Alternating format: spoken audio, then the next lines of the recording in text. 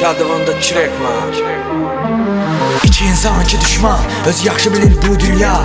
Arif şeytanla qardaşlıq edir, yarası can verir. Düşbaq gəldiyin getdiyin qədərdir, nifrətim sevdiyim qədərdir. Hər şeyə rəğmən yanında qaldım, səndən bildiyin qədərdim.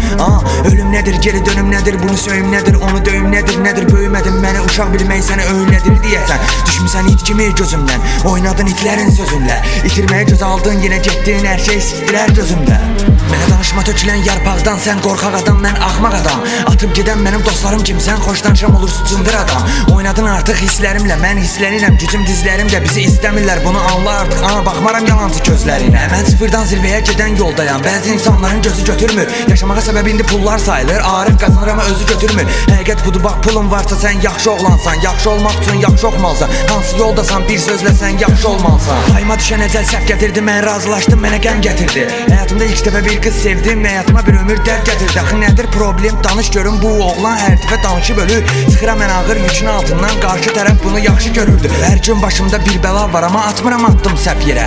Sənə görə günahkar Arif sayılır, qoy hər şey olsun sən deyən. Öyle getmə, biraz sadə ol, artıq istəmirəm səni mənlə ol. Səni unutmaq istərəm, əldə şərabla, dərdimə yetmir alkoqol. Hər nə də olsa hörmətim var, sənli sənsiz bunu həmişə demişəm. Arifi bataqdan çıxaran sənsən, bu yaxşılığını mən haqqına demişəm. Bütün hekayəni paylaşdım, sonra da hər kəsdən uzaqlaşdım. İki yad biri bitdi, trekim şeytan gəldi və salamlaşdım. Sanki əcəl məni yoxlamışdı, onun gəzdiyi yerdə mən olmamışdım. Orman Arifi axtarar tapar, silahı da marketə yollamışdı. Silah mənim qəti oyuncağım deyil, amma silahla biraz oynamışdım. İçərdə dostunu görməmək üçün ateş asmağa qoymamışdı. Düşmanı yolda pompala, düşmüşəm şeytanla yola. Girmədim dondan dona, kurgumu döndüm sola. Ortamda işləri korlama, düşərsiz bir gün bombama. Zirvəyə gedən yoldayam, ləqəbim Tony Montana.